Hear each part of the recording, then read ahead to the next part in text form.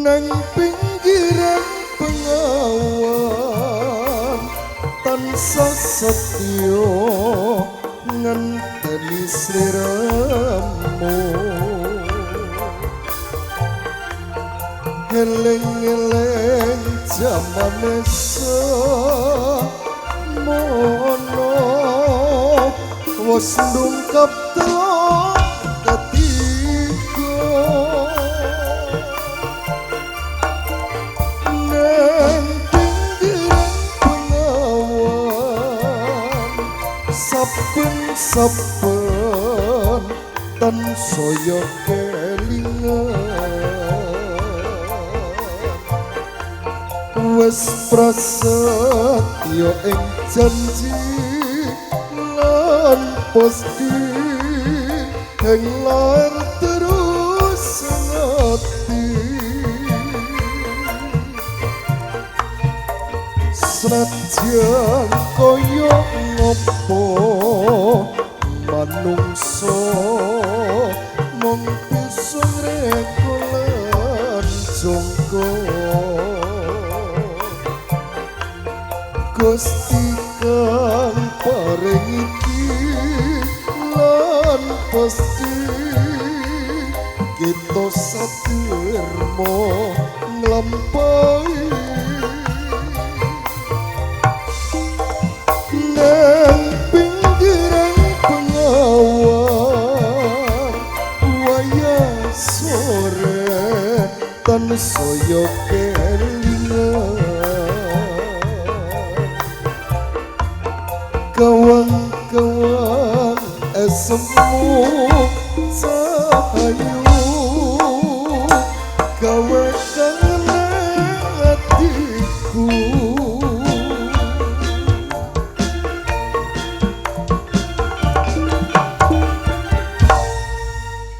Duh ya Allah Gusti aku nek nonton sing mirsani ngono ku melu lungguh kono ndak kene le Bu kok malah epo-epo suket-suketan gak mbayar piye mosok mbayar lah anane sing linggih kene iki yo golek gratisan pokoke sing linggih karepmu iki mbayar iki mbok kon buwuh ngono yo karek kono kowe linggih kono paling beras gak 3,5 kilo duit duit gak wis 20.000 apa 50 nek nggon kowe 15.000 entuk teh entuk gedang timbangane jajan ora ngono lah kowe iki kok ya apal babakan buan barang to lha nek apal gene wong Kemadu ya padha karo desaku omahku ya lok kidul kono nek nyebal sawah alas kono mang aku kowe esuk ameh omong karo Desa Roni kok arep ngomong apa nggawa balokan sak Bliajur. Kayu Jati. Kayu Jati omahe dan luar biasa kok. Wah, lah nek daleme ngono luar biasa. Panjenengane Bapak Sahroni, Mas Roni. Iki pecinta klasik. Kok iso? Loh iya, lagi daleme wae penuh dengan klasik. Oh iya. Omah kayu jati. Terus mebel kebek kayu jati saking klasike pagere ngantek urung dikai apa-apa. Lah kuwi bakal tiange nganggo tembok ning bakale kuwi ya diwenehi kayu jati diukir kaya daleme sing mburi mangan kayu jati kiru-kiran. Oh iya Mas Sahroni. Ya toh, ora tan bedane kan kaya omahmu nggih nyuwun sewu Pak Bu. Ora ketang sendor niki mung sak dagelan ketoprak ning daleme mboten kalah kalih Pak Sahroni. Omahe sing blok mburi bek ukir-ukiran aku tak goco ndasem lho kowe iki tak junjung lho junjung apane ku gak ukiran lah sing mburi kae ireng-ireng ukir-ukiran kae apa iki kalau wis ambruk wong iku dipangan rayap ukir-ukiran kowe iso ngono dipangan rayap ambruk iku lho mulane aku men njaluk sak lacur nggo genti blandar. Tak kira toh omam kiru-kiran. Kiru-kiran apane wong ngarepe tak umbarno ndengkleh kok. Lah nek ancen dipangan rayap gampang to. Mumpung sowan nggone Bos Sahroni, bos kayu, bos mebel. Lah iya. Ayo njaluk kayu jati. Wis aku mang rencana men njaluk sak lacur sampai metu kono lho Tanjung Nyebal. Ah. Terus piye? Jebal sawah ngono. Terus rono kan terus teko nganu watu jaran karo watu kebu nglorok medun wis teko nggonku. Watu jaran, watu kebu. Iya, aku angger Kuwi melu daerah ndi? oh daerah Wedusan, Kecamatane. kecamatane Kirian. Oh, provinsi Suwike Kirek ngono to. Iki kok malah aneh-aneh teko sing ora-ora iki. Maksudnya iki tenan dalan kono iku dak watu jaran karo watu kebu ngisor kono. Oh iya. Kidangan ana watu kosek. Aku yo apal wong aku nyolong kayu yo tak setorno rene. Lho ke berarti ya kulino store kayu rene. Ya takok Mbak Siti ya aku ijen duwe tabungan ning kene lho. Duwe tabungan piro? 2.500. Lah dalah. Mosok 2.500 Wong urung dibayar genep. sowan ning gone Bos Saroni. Mas Saroni. Luar biasa sembah nuwun Wahyu Manggala dinten menika tinimbalan wonten adicara. Iki acarane apa? Nyunatno. Sing disunat sapa? Wah dalisi walah wah hadis lahmu. Jengene angile ra umum aku leh ngomong kok. Nah saangil-angile iki kudune ya cetha to, jajal ucapke. Undang-undangane sapa wah tah wajah silah mbing. Sing cekak wae. Hah ngono. Lho kok hah ngono? Lah gurine terakhir ngono blok. Sinten Bu asmane sinten sing ditetak Bu? Undangane ae. Undangane. Yasir. Yasir. Yasin. Yasin. Iya. T Yasid. Oh, Mas Yasid. Yasid. Ibu Siti Al-Fatihah. Lho ngawur. Bu Dek Yasid ibuke asmane Siti Arifah Al-Fatihah. ya kowe ku sing salah krungu. Mas Yasid Dek dalah Yasid karo Bu Siti ngene Arifah. Aku sing guri ra patek lali ngene Al-Fatihah nah aku. Bu Siti Arifah nyunatno putrane ya ditanggapno ketoprak Wahyu Manggala. nggawa bejo kene lho. Pokoke awak dhewe matur nuwun Amin. ketoprak wis ditempatkan sing istimewa ning gone omah apa mebelan Sing malah kaporo nek kepengin ning kamar mandi ya. kari mlebu aku mau ngarep pipis mlebu ning kamar mandi Ya. gek awor wong masak-masak ning aku bareng ngerti sing tukang masak Ya. kaget aku Tuwek-tuwek ya. lho ora kok perkara tuweke Ana sing luwih tuwek ngethoki misuken kliwat terus. aku kaget ora kok perkara tuwek-tuweke utawa ngethoki misuken kliwat ora tak pikir sing tak pikir iki siji Apa? lho jebule wong kene iki nek masak jangan santen jebule lek meres santen iki nganggo kathok ya aku nyerah ning guri mau Wono. tenan iki lho merese santen iki jebule nganggo kathok Bu Siti kepethukan aku blonjo ning pasar Sulang kono tuku peresan santene ra umum kok.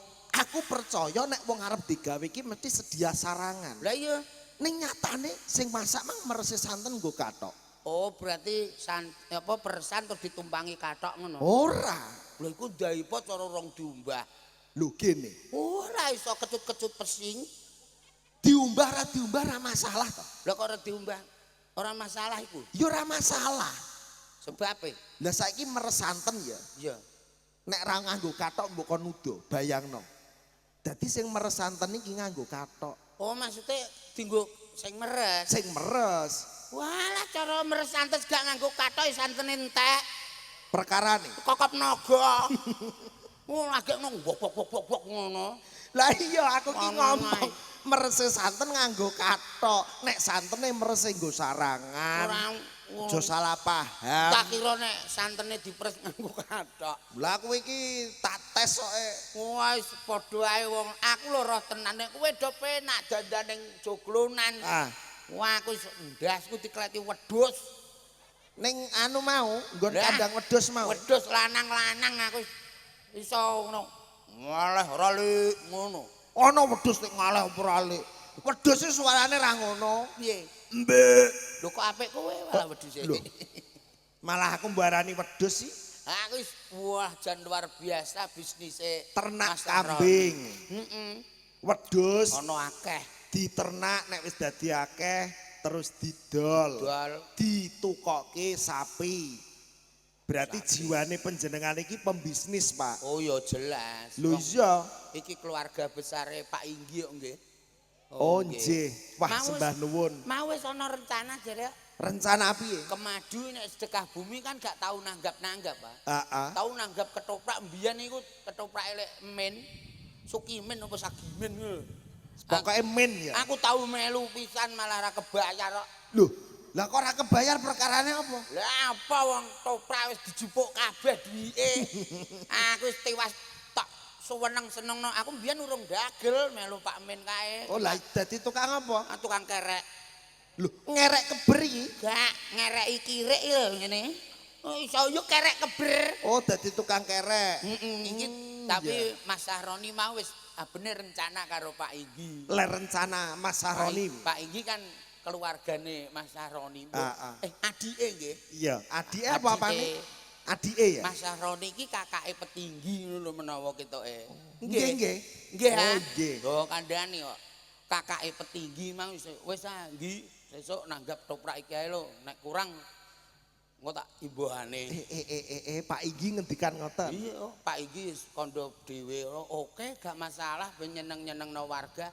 Manggone paling gak ning kene, ning balai desa ya, Bu. Ning lapangan. Teng lapangan. Ning lapangan. Iya. Iki lho cara main ning lapangan. Wis sing delok mesti yakin aku mriki gak enek. Lho kok gak enek kudune ya malah rame to. Rame apane wong iki anane rame do buah. Lah saiki umpama didolone lapangan. Lapangan. Lah malah bahaya aku main lapangan. Lah perkarane apa kok mah? Alah angel nek nggon nguyah. Wah, aku main ning lapangan dhewe ning nggone Banjurip kae. Oleh nguyah aku tak tempesno karo Tosa malah tosane melaku. Wah, topno ae aku. Amin iki kok. Dadi cetane kowe iki nek main ning lapangan iki wegah perkara ora ana banyu nggo cawik nek pipis. Nggo nguyah ora enek belas. Lah wong perkara ngono kok bingung. Lah nyapa? Contonen iki aku. Nyapa? Aku ki nek main ning lapangan justru malah seneng. Lho kok seneng? Iya lokasine jembar. Nek perkara ora enek banyu nggo pipis. Aja kuwatir nyonto aku, Pak. Lah ngopo? Lah aku iki pipis sak pipis sangu obat kok, Pak. Dadi beres, ora ana banyu lah ora masalah. Itu penyakitan ta apa nggo obat? Ora kok aku iki penyakitan ki nyoto. Aku ki nek pipis sak pipis iki sangu obat. Lah terus. Nah tak obat tabito ki wonengen. Ora ana banyu lah resik dhewe. Aja macam-macam nek obat abeno ning lapangan gak apa-apa kowe ora loh lek Parjan bakul pentol. Parjan ngerti aku. Oh mae nyikaran. Bakul pentol luweren kudu nguyah. Obat abeno samber. Truk tronton biasa ilang ngono. Iki malah ngrembug wong nguyuh. Wong kok iso aneh-aneh. Aku guyu mesti bayangno nek gak nek ndase. Wong kok iso sing penting awak dhewe ngaturaken sembah nuwun. Nggih, matur suwun Kanggo adikku sing ditetak. Muga-muga dadi bocah sing pinter. Iso mikul dhuwur mendem jero derajate wong tuwa. Amin, amin. Apa sing dicita-citake bakal kasembadan. Mugi-mugi keluarganipun Bos Sahroni pikantuk keberkahan. Amin, amin, amin. Ora lokak ning malah saya kebak. Amin. Ora rubuh ning malah saya gupuh. Amin. Muga-muga pikantuk nugraning Gusti panjenengane Bos Sahroni dalah Mbak Siti. Insyaallah kanthi hajat iki ora bakal kerugen ning malah kebaten. Amin. Aku nek mirsani Mas Sahroni iki kok mbayangno Sariman. Capa? Sariman iki ya ngono. Sahriman dekne jenenge saiki. Sariman iki ya jiwane kaya panjenengane. Lah apa? Panjenengane Mas Sahroni seneng bisnis. Lho Sariman iki lah ya bisnise akeh lho, kejaba ndagel. Wah, tau bisnis wedhus kaya Mas Sahroni malah kleru ndekne sing dinyang bakule kok. Lah iki wonge ning ndi Sariman? Jajal Man, brene man, melu jagongan man. Raine rak kaya rai wedhus sing gowedhi mang. Mosok kaya wedhus. Iya, aku ngrasakno. Sariman niku adike kula, Bu. Lah iki apa bocahe? Lho, delok. Iya lah. Resik ta? Delok. Rit, Farid. Iki lho Rit, kejarene njaluk dagelan sing kaya cok bakal Rit. Tak gawana. Kowe iki koplo-ngaplo ngono to, Man. Aku greget nyendara. Lah gene. Lah kene, Rias ning kono aku ora tenang kok. lah kok ora tenang. Nang pojokan kono aku diceluki terus kok. Diceluk sapa? Le. Aku lagi rias dilale-lale aku. Lho ono nek wong riasan klambi disampirno wedhuse nek geter. Buadek. Bukan apa wong malah kaosku dikemah-kemah deraki. Wadang kok ngloro ati ngono. Ning malah seneng ya. Seneng sowane daleme Mas Sahroni, Nek Pak Mas Sahroni. Piyayine apik delok kok maam prasmanan. Prasmanan. Dibebasno ketoprak njukuk. Ning aku tersinggung Perkarane. aku mau njukuk sambel goreng ati karo ndok.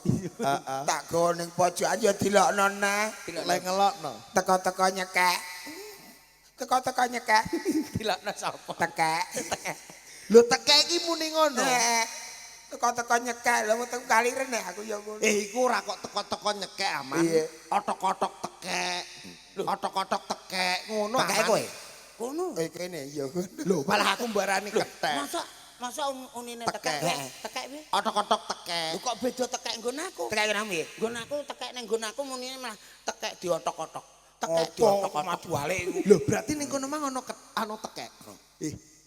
Kok rambut jupuk. Lah ngopo? Iki aku duwe kanca. Iya. Kowe nek iso golek tekek, Iya piye? arep dituku 100 juta. Wah, tenan ta Lho apa? tenan, ning sing apa negele utawa unine. Unine. Nah, wayah bengi. Iya. Arep dituku 100 juta. Wah, akeh lho ya. Lho tenan. Ya umum nek Tanggaku negeri akeh. tekek wayah bengi ku umum. Tenan angger negele bengi. Iya. Bengi mesti dituku 100 Wah, aku juta. tak gawakno. Iki tenan. Sak truk Aku duwe. Aku Loro. duwe tenan. Duwe loro. nang omahku telu. Wah, Anggere anggere buwengi muni terus. Iya. Unine piye? Tok tok tok tok tok tok tok. Tok tok tok tok tok tok tok. Tekek. Ya ora payu. Lho, ngono aku ya. Berapa jare wayah bengi? Kaya bengi ngono aku ya muni. Heeh. Otok-otok tekek. Otok-otok tekek. Iku Lah iya manggonge tekek Cina to. Ya. manggonge negele lak otok-otok tekek. Ya. Lah iya. Lah iya iki aku golek sing negele bengi. Ora otok-otok tekek. Lho, maksudnya tekek munine bengi-bengi ngono. Heeh. Oh, bengi otok-otok tekek. Lho, Nek ana sing- tak tukune. ora sing Ora tekek ngono kuwi. Lah iku wis umum. Bengi. Ah. Golek sing magrib. Wong Ora edian. ono. Lah kowe tenan yo apa? rembug tekek kok iso. Lah. Ayo hiburan, saya hibur karo para tamu undangan. Ah, nggih. Sing rawuh. Tamune Ning Mas daleme Sahroni, Mas Pak Sahroni. Lho, kok luar Bu biasa. Siti, luar Banyu biasa. mili. Gua iya, Pan. nyumili terus. Ora leren ngantek. Turah-turah ngantek. Kene kok. Iki gak turah. Apa? Iki wis bar buah. Lah iya. Aku sakake iki fan-fan Manggolo sing Heeh. arep rene anu mungkin dalu Pak Roni dalah Bu Siti izin nggih menawi wonten fan Wahyu Manggolo diizinke untuk masuk ke sini enggak apa-apa nggih Pak Bu nggih. Nggih. Nggih, amit Tenan sewu. sakake do balik wau Sake. Ya jujur aku mang Heeh. bareng teko rene arep miyak-miyak tamu ya ora kepenak. ya ora Akhire aku karo Sariman terus busuk-busuk suket-suketan. Lah kemang metu kono. Aku yo metu kono malah ngidake teleke wong e. Lah kowe ngidak teleke wong. Lah aku karo roke iki malah nyabrang malah ana pletong sak truk. Ya ora masalah. Gak masalah sing penting sehat selalu. bahagia. Amin. Sehat selalu. Engko bengi sing ruweh rame. Nggih. Iki ngersakne lagu apa Mas Rokim? Kagem tamu undangan, Tamu undangan. spesial kagem Bos Sahroni Saroni. ngersake lagu nopo? Napa Pak Saroni? Mas Sahroni pinarak teng pundi? Ya ini sih Di. Pak Saroni. Iko lho. Bos, minta lagu apa, Bos? Nganggo klambi putih gitu emang. Nek menawa ngelong-ngelongi dhuwit jati kok Ya, ya. 100. Jaduet buat menawa Kim. Mau Bos Sahroni minta lagu apa? Mas Roni mau wis kondo. Kondo Jare piye? Dagelane engko arep disawer. Alhamdulillah. Pesagen 30 pesaginan. Heeh, Dawane 4 meter Cocok, setengah. Geleman, gelemi mana? Tenan gelem. Aku mau. Tenan. Aku mau. Bento, Lho gelemi. gelem. Mau. Kok nek diku gawe kursi Kayu lemari. jati ki larang lho. Iya, kowe nek gelem iki ora trimo 1, 2 apa 3 monggo. Ya, terus? Mboten napa-napa ting syarate ora entuk dimotkol tapi kudu dipikul. Aku mlane moh Emoh. Wis kowe pek kowe wae ora Mati aku. malah ora oso aja. Ora. Pek kowe wae. Lah tak kira kita Siti. dikon numpakno mobil. Jajal teko Ibu Siti karo Pak Saroni Mas Roki.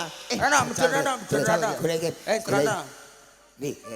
Iko lho, biayine sing ngagem baju putih sama ibu yang di sebelahnya. Pak Saroni sing wajah kaya aku mirip. Alah, cung. Kowe kaya koseke WC apik, koseke WC anyar ijek nek mereke kok. Mosok ora iku kaya kosek. Kok iso? Cobi Bos Sahroni ngersake Bos lagu Sahroni. napa? Duet ya. Jadi menerima tamu karo duet. Cocok sangat niki. Mbak Siti jak duet Amit-amit sisan. nggih. Mbak Siti gak iso nyanyi. Heeh. Mbak Siti sane ngitung duit. Opo untuk duit. Duit Pak Saroni. Mbak Siti Bos sehat selalu. Sahroni. Aduh iki adikku sing ditetak ya apa bagus ya Allah. Gantenge. Oh ini kakaknya. Kakaknya Sehat-sehat, Sendor. nggih. Awas yang bawa dompet harap diamankan. Nang apa? Lah kok bukan ngamanke iki aku. Lho, engko nek ceblok piye bocah Iya, iso? Oh lah aku tiwas perasaan nek. Oh kok rumangsa. Aja. Matur suwun. Aja rumangsa nana. Oke. Nggih, wong kono tamune Boten napa-napa. tamune linggih. Ngersake lagu napa, Bos? Dangdut napa campur sari adikku? Oh, dangdut. Dangdut. Lagunya apa dangdutnya? Dangdute Sayang? sing keras apa sing kalem? Sing keras. Walang kekek. Dangdut sing keras ya watu hitam iku lho. Sawat nang diasem. Ono lagu watu hitam iku. Lah keras. Cinta hitam. Oh iya cinta. Cinta hitam. Anu Pak Sendor, Dalem. Pak Sariman, Ya. gandeng adikku sing ditetak nyuwunin dangdut. Dangdut. Tak takoni judulnya apa bingung. Bingung. Iki Iso, diwenehi lagu iso, lagu keramat mawon nggih. Loh, lah lagu bingung masuk gak iso kowe? Lah wong Apa Bos lagu? Saroni malah jawabe ngene. Piye? Mbah aku gak iso jawab bingung ngono e. Lah ya lagu bingung itu lagu ciptaane sapa takoki ya. Neng request Mas Suwarmo ya keramat. Mas Suwar. Request keramat. Suwarmo sutradarane. Baca ndak. Kok iso aneh-aneh. Yuk ada keramat kita spesialkan untuk Ananda yang digitan. Semoga tetap berbakti kepada kedua orang tua. Cocok. Berguna bagi agama nusa dan Kabeh bangsa. aja Amin. nginget rene aja nginget rono kabeh. Ayo lah aku iki masamu ora delokan. Aku ya delokan ya. Mak yo bari ngene. Bari. Nggih sapa sing buta anu Bu, foto-foto monggo dipoto nek tikuse kathak. Nggo weten tikus ngono. WM Audio Sound System. Oke. Semprol. Iko lho wong iki kono. Bersama Spesial untuk adikku ya, sing ganteng dewe. Monggo para tamu. Bila kau RHS. sayang pada kekasih Iku nek ceblok loro matur ning kono ambruk malah. lebih sayanglah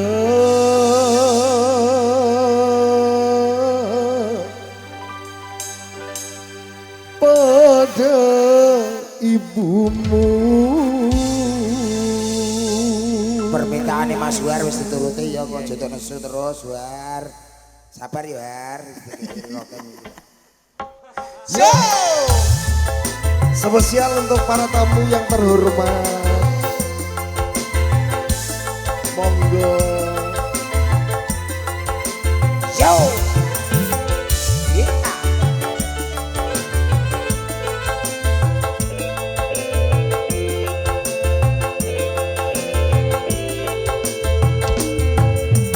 Hai manusia, hormati ibumu yang melahirkan, yang membesarkanmu. Darah Rin, Rin. dagingmu dari Mbakmu kan kalau air joget ya? susunya, jiwa ragamu dari kasih sayangnya.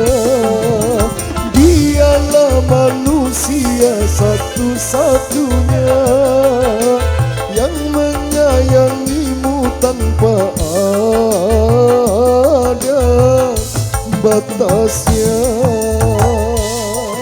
spesial untuk keluarga besar Bos Sahroni, terima kasih.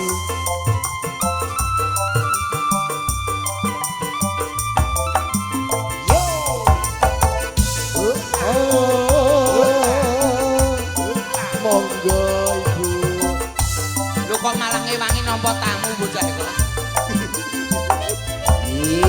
Doa ibumu dikabulkan Tuhan, dan kutukannya jadi kenyataan.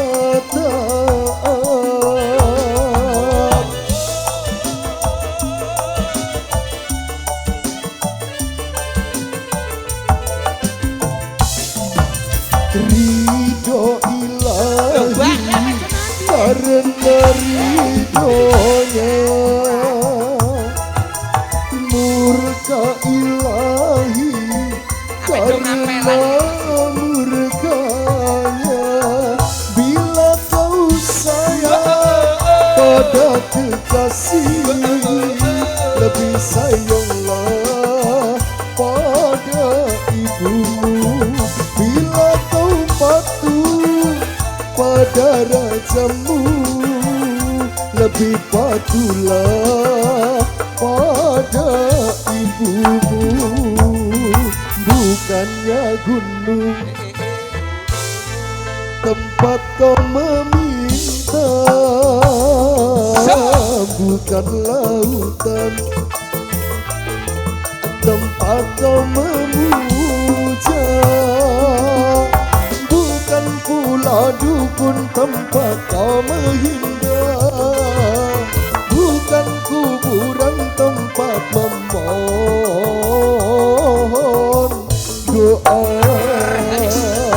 Tiada keramat yang ampuh di dunia selain dari doa ibumu pula. Sugeng kondur tamu undangan, semoga selamat sampai tujuan. Amin.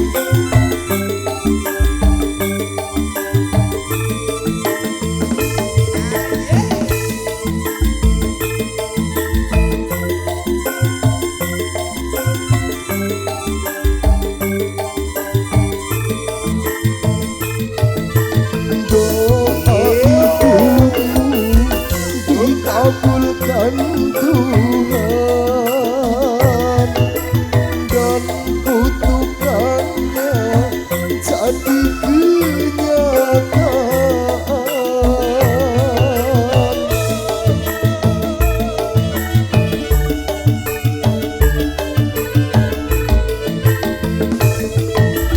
Ridho ilahi karena ridhonya, murka ilahi karena murkanya. Bila kau sayang pada kekasih, lebih sayanglah pada ibumu. Bila kau patuh pada rajamu, lebih patuhlah pada ibumu. Bukannya gunung tempat kau meminta, bukan lautan tempat kau meminta,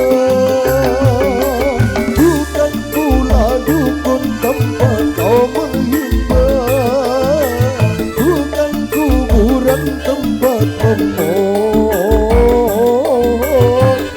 doa. Tiada keramat yang ampuh di dunia selain dari doa ibumu pula.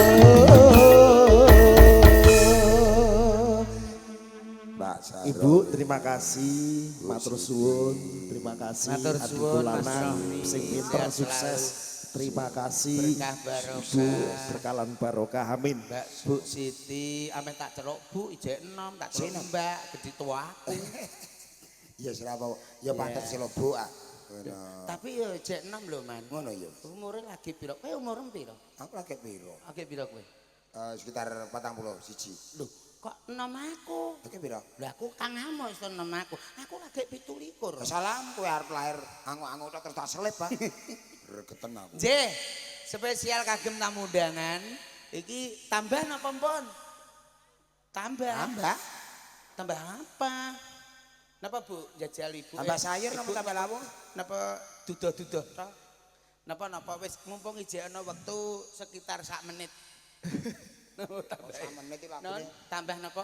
Lagune lama. Walah jaluke malah aneh kok. Apa? Tambah balekno buahanku. Oh, rambe. Ya ora duwe aku no. Nggih pun nggih. Mungkin Ampun, mawon nggih nek nglakoni jidawang nggih. ketemu masjid nika masjid. Lho iku malah anu tukang anu bal. Ayo jogo regol. Siaman.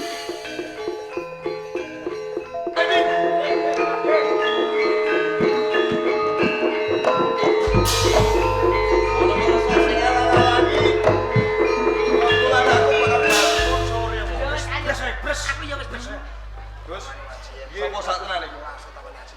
Kula pun damarulah. Kosok langsulipun Layang Seto layang kumitir. Lajeng kersanipun bakal bali oleh kepatian. menawi ngaten kula nyuwun tapak asmanipun Gusti Aku kuwi putrane kepatian kok dadak ngaku tapasmu. Kula niki dereng pitados. Menawi sampean pinangka putra wonten ing pepatian, menawi mangsa sanes negari liyan kados pundi? Wis maksa kepengin njaluk tapasmu. Kula nyuwun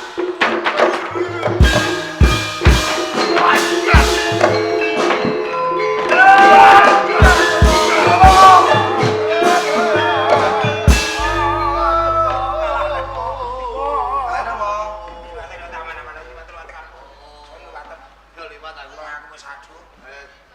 Mo. Sinten bawangan menika? Iki jenenge Damar Wulan. Abdi Gal. Abdi sing tak kon jaga ning kepatian. Kula bakal bali oleh kepatian kok dicegat. Malangi. Kok kene ngopo kok mbok cegat malah dadi gelut lho, Lan. nalika semanten panjenengan mitungkas dumateng kula. Sok sinten kemawon boten dipun keparengaken lumebet, menawi boten ngabak ngagem tapak asmanipun panjenengan. Mergo iki putraku. Lah, kula pun ngomong lho. Layang Seto, layang kumitir iki putraku. Lah ngopo mlebune kepatian dadak nggawa tapasmu? Lah kula niki nggih dereng ngertos. Durung ngerti. Menawi layang Seto dalah kumitir pinangka putra panjenengan. Amarulan boten putus nyambut gawe Jogo Regol. Nah, iki wis sore ya. Kowe ora pecus Jogo Regol. Tak copot. Cak, Dadi ngingoni jaran wae. pekatik jaran. Dadi pekatik. Ngopeni jaran 140. Wis pantes Aja kok. keloman Pantes. sekron. Nah. Nah, Kowe gelem ora? kula saged nglampahi. Tidak kok. Ya saya. Udah. Lah.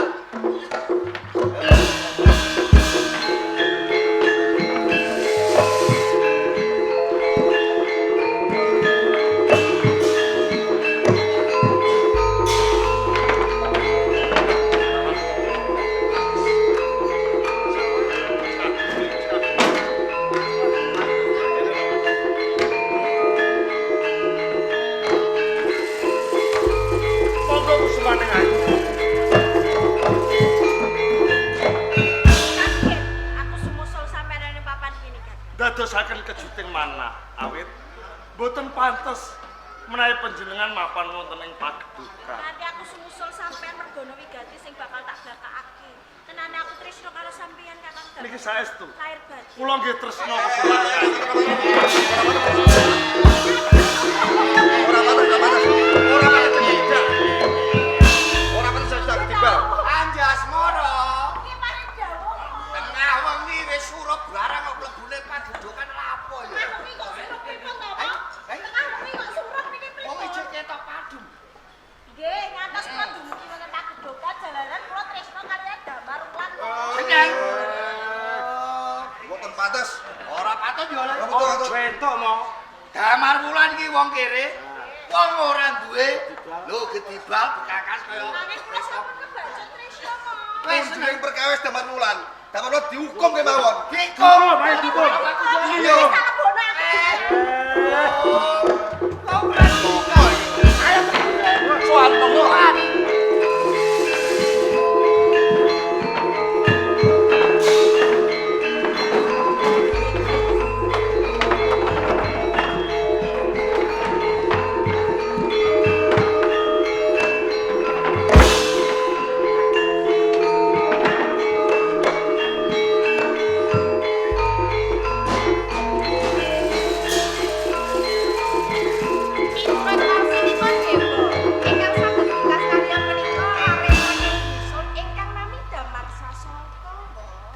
Sang Juwita Ratu dumawah kaleresan. Damar Sasonga menika putra mantu kula piyambak. Menawi ngaten monggo dipun sowan. Kados mekaten kula pamit.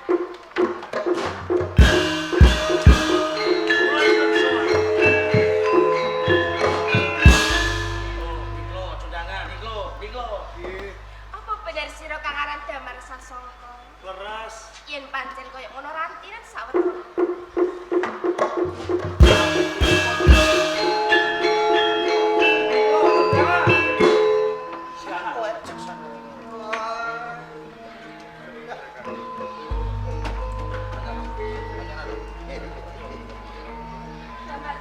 Paring jauh.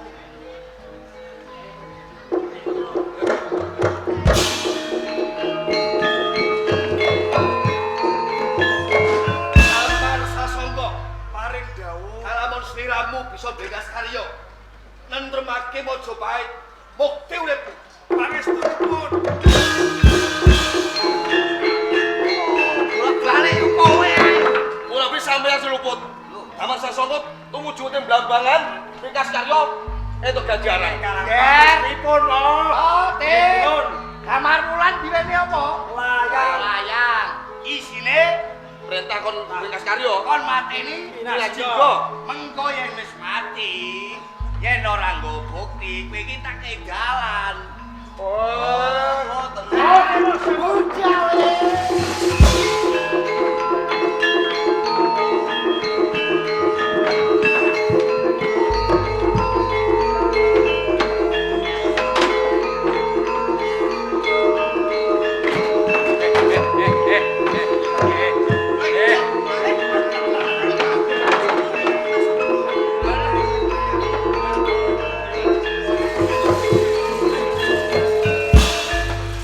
Diaji. Nggih kula kanggo. Pintar rasake kok urip awake dhewe.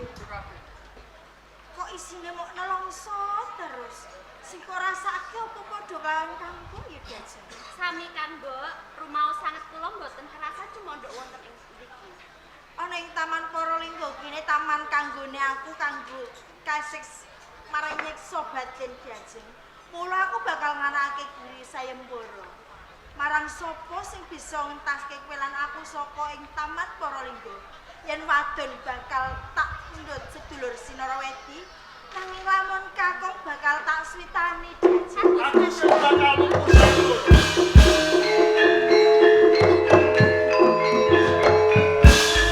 Jenengan kuwi sinten? Aku Damar Wulan. Damar Wulan. Kosok baline sapa? Aku Aito. Sawijine. Aku puyengan. Paetolan kepuyengan. Kapernah apa kowe kelawan Wurubisma Minajingga? Aku sakarone pinangka garwane Kang Mas Wurubisma. Yen kaya ngono tiwas kebeneran kanthi sarana aku bisa ketemu kelawan Wurubisma. Manut kelawan aku manjing ana ing tilam dunia.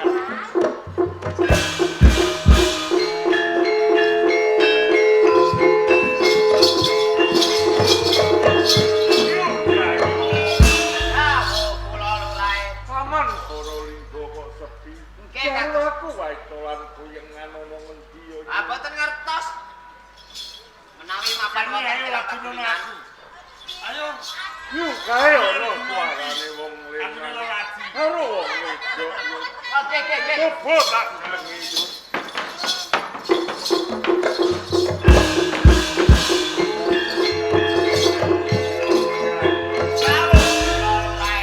Paras keparut yo. Nggih. Jebul karo aku wae dolan kuyengan ning jero kamar.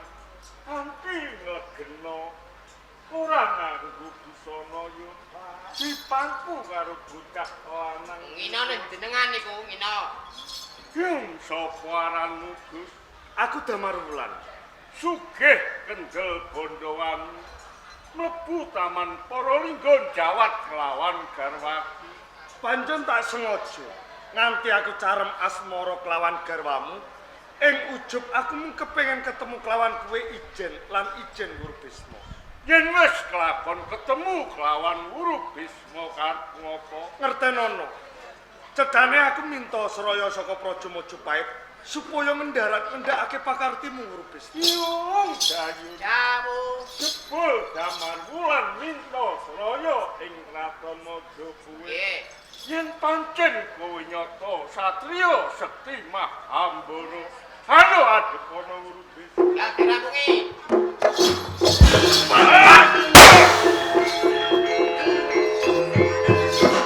Atas debak. Ora ndondro sepira. Nggih ta? Saiki ngene yo. Pripun? Jaganen mayite Damar Wulan. Mergo sesuk-esuk bakal tak pocok janggane. Sirahe tak anjir ana alun-alun Kadipaten Jombang. Ngaten. Nggih. Mungsuh berdua yo.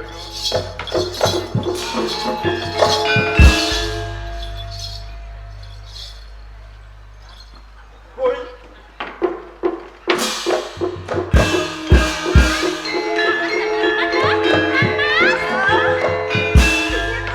Mas Damar Wulan. Pinados pundi niki Kang Mbok? Buji ayo diusadani ya Oh, kados Jaji. ngoten monggo.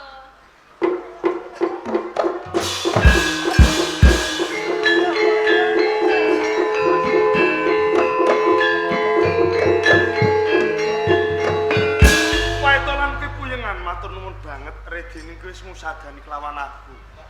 Ora kurang-kurang anggonku sabiyantu kelawan kowe. Nanging kasunyatane aku kasoran ing yuda. Mergo Wurubisma minak jinggo duweni piyantu loro cacahe. Gudha Wesi Kuning, pedang Kunta Sukayana. Lamun to gedhe rasa tresnamu kelawan aku, cidra pusaka Wurubisma ulungke ana ing tanganku. Ngaten Kang Mas, keparingan Pak. Sing ati-ati.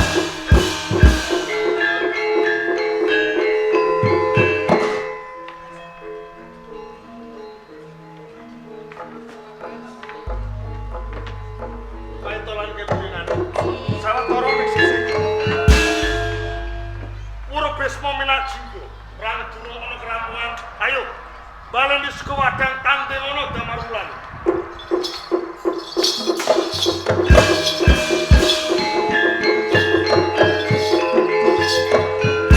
kowe Damar Wulan. Kaget Wurubisma. Mongko ing ngarep wis lakon ndak pateni. Saiki kowe bisa bali urip meneh. Yen ngono nyawamu rangkep yo yo. Nganti aku bisa walaya temahing jati sak temah walaya. Sing usadani kelawan aku wae tolan puyengan. Yung bener wae dolan puyengan. Nggih, leres Kang Mas. Wong wedok sambil mbledek. Ih, Wong mungsuh tumekaning pati kok mbok urip no meneh.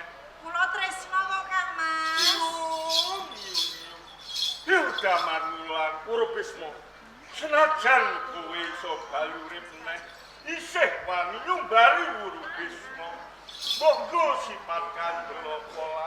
Sawangan. Telu.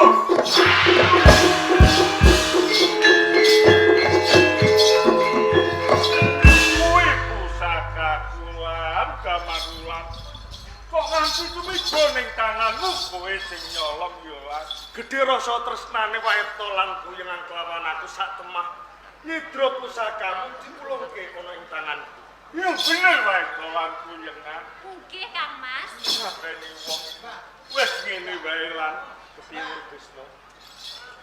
Garwaku sakloron wae dolan puyengan pek-pek aku ora apa-apa lan. Wadon pusakaku balik kening tanganku yo lan. Kepengin baline pusakamu. Yung yo lan. Dari oncate nyawamu.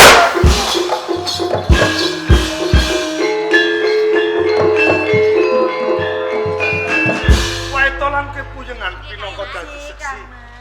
lamun to Urubisma minak jinggo mati saka tanganku. Saka pangandikane Sang Juwita Ratu Kencana Wungu, sok sapa wae sing bisa merjaya kelawan Urubisma, ing bisuke bakal jumeneng ratu ana ing Praja Majapahit. Mula kanthi kuwi, aku bakal jejuluk Prabu Brawijaya Damarwulan. Pawiyatan sampun purna.